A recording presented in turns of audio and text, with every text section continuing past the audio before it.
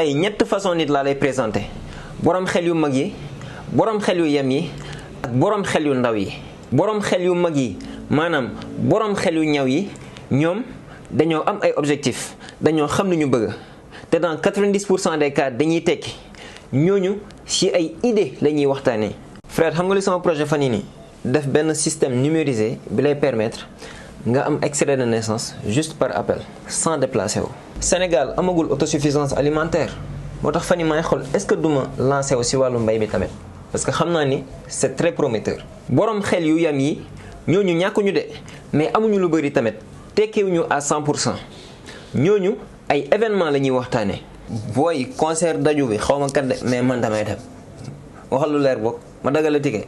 booy iPhone 15 lañ mu génn yoruma dara de mais naa fexe ba ñu lijjantil ma ko. par contre borom xel yu ndaw yi mooy ñi nga xamante ni amuñu benn programme et dans 90% des cas duñu tekki dara ñooñu nit ñi la ñuy waxtaanee. waaw booy gis nga bi jàll.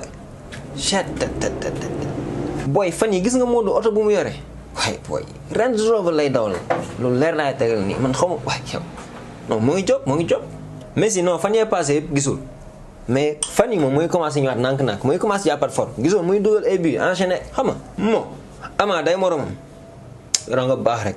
léegi yow ma laaj la ban catégorie nga bokk